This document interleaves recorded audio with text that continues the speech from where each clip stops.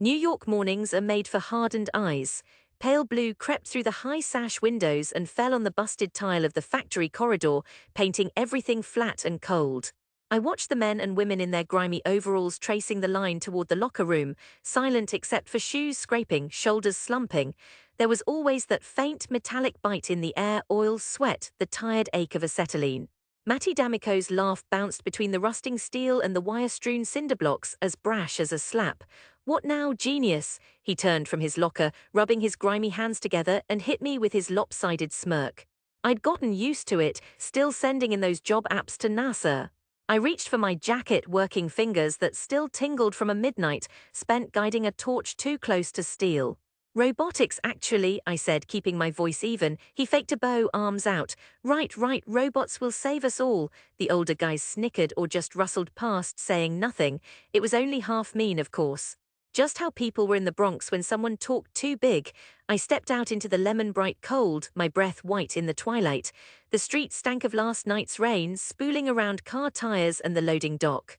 I pressed the job application folder to my chest and walked past the broken fence towards the subway, my shadow doubling and trembling beside me. The ride home was spent wedged between old women in scarves and kids in baggy hoodies, the car thundering between yellowed bulbs and the endless rattle. I watched the city blur, trash bags stacked against brick, a lone cat nosing through pigeon feathers. By the time I got to the apartment, Ma was hunched at the linoleum table, rolling dough for sfogliatelle. Her hands, cracked and dusted with flour, never paused. "You're late, Carlo." Her eyes, dark and long-lashed, flicked up. She'd seen the folder tucked under my arm, felt the shape of another rejection coming. "Machines broke again," I said, not lying but not explaining either. She bit her lip. "You stop reading those robot books after dinner, you need sleep." Later, my little sister Rosa brought her homework to the couch, nudging my foot. "Will your robots be able to do my homework too?" she teased, eyes bright, daring me to play along. I smiled, tired. "If my robots are smart enough, probably they'll take over the world." She giggled. Ma did not. That was the rhythm. Work at the plant, home, dinner, then hunched over a second-hand laptop scavenged from a neighbor who'd given up on coding. Courses at night, YouTube videos of Japanese robot competitions, pages and pages of tutorials I only half understood, and the blue glow of the screen painting my eyes raw. I read about robots that performed surgery, assembled microchips, danced. The world felt so much bigger than the Fordham projects, but almost no one believed me. At birthday parties my cousins jeered, "They'll call you Dr. Frankenstein." Uncle Lenny would wave bottles, "Another round for the robot king." Even after graduation, when I lined up for interviews with my homemade resin-printed prosthetic hand prototype, all they saw was a boy who fiddled with toy cars and talked big. So I stopped inviting them in. The years folded over me, college, then nights as a line cook, tutoring coding to middle schoolers who stayed 2 steps ahead of me. The plant work dried up after management swapped in newer, cheaper robots. The irony didn't escape me. Matty snagged a decent job in construction. He'd text me YouTube links to Boston Dynamics clips. "Saw this and thought of your genius." I told no one when 3 years later I landed an interview at a Brooklyn startup. Their office was 3 stories up, all exposed brick and milk glass windows, pots of spider plants. I wore my only suit, the pants a little too short. My heart pounded so hard my ears rang. A woman named Nadira offered me green tea and a chance. She asked questions that made my throat dry, then nodded at my janky prosthetic hand with a kind of awe. "Tell me how it works," she asked. I stammered my way through, sweated, made diagrams on napkins. They hired me part-time, just enough to keep ramen in my cupboard. I buried myself in work. Hours turning into months, turning into caffeinated, heart-thudding years. I learned how robots see, how they grip, how tricky it is to teach fingers how to feel texture through machine learning. And I began to shed some of my shyness, trading it for a curiosity. Nadira fanned gently. We built a hand that could unpack and fold t-shirts, another that helped surgeons with sutures, rented tables at tech fairs. My world shrank and sharpened at once. Work, sleep, the strange pulse of inventing. People started using our hands. The company grew, and my accent softened under the praise of mentors who didn't care where I was from, just what I could build. One morning I called Ma. She sounded older, more tired. Rosa was in college, reading law now. Ma worked in a bakery instead of a factory, but nothing in her voice suggested she thought any more of my dreams than when I was tinkering in the bedroom. "Hooray the robots, Carlo?" she asked, not cold but distant. I felt a whole heat of anger, then shame. "You'll see," I said without expecting her to care. "We got a big break, a contract with a hospital network upstate." Suddenly, Carlo Rinaldi was printed on placards at conferences, invited to panels. Nadira hugged me, told me I'd earned it. But at night, in my tiny apartment, surrounded by whirring servos and rain blurring the windows, I remembered home. The taunts, the laughter, the suspicion in Ma's eyes. A letter arrived at work, thick and official. An award. The Robotics Institute of America wanted to honor one of our designs, the Lucas hand, and it came with a 2-day exhibition at the Metropolitan Museum of Art. In New York, my New York, I called Ma again. "The Met, Ma, they're going to show our robot hand." Silence, then the creak of her chair. "Nice, Carlo, you coming home?" I looked at my hands, still stained with graphite and solder. "Maybe I'll visit after." Maury silence, then "You bring Rosa, she misses you." That Saturday I pressed my good jacket, packed up the Lucas hand, sleek, silver, gleaming with fingerprint sensors and silicone pads, into a velvet case. I bought Rosa coffee and rode the express with her, her laughter warming a corner in me that I didn't even know was cold. The Met shimmered under high, blood-orange sun.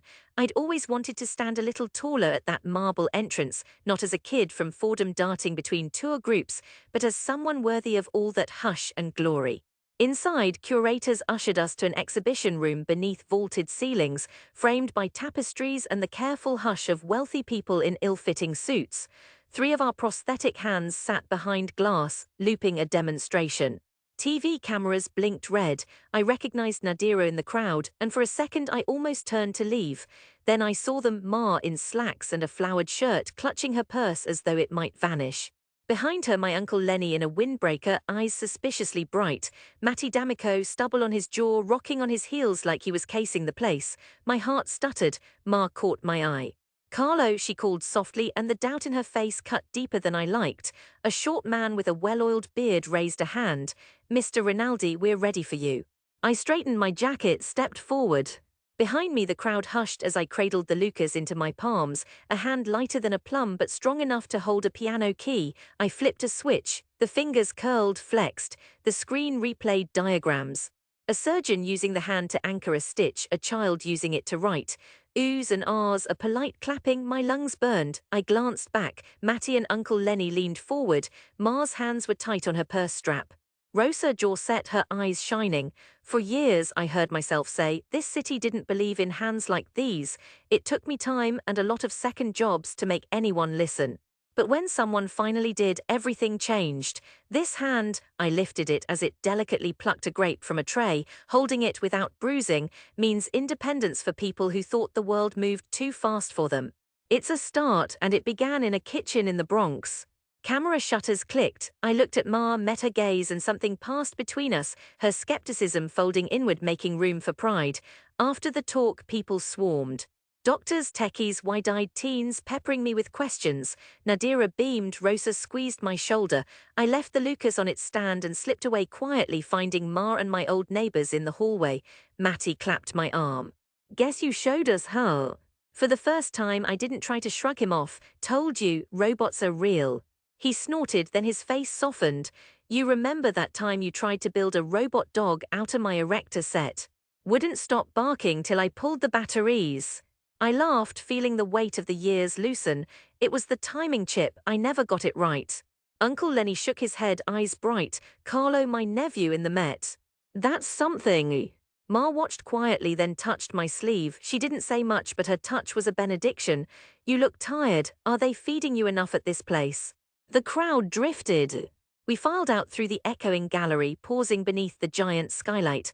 I looked back at the Lucas, now framed by strangers' cameras, and felt strangely distant from all the shame and gritted stubbornness of years before.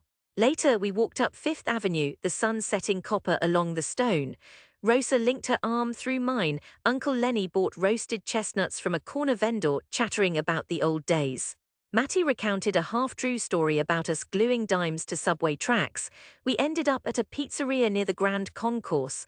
The place was small, lit by strings of fairy lights, and alive with the smell of burning cheese. Ma sat across from me, her face calm, the soft crow's feet at her eyes deepening. "You really did it," she said simply. My throat ached. I wasn't sure what to say, so I just nodded. She slid a red napkin across the table. I tell the neighbors now, my Carlo builds machines for saving people. Important people visit him at the museum.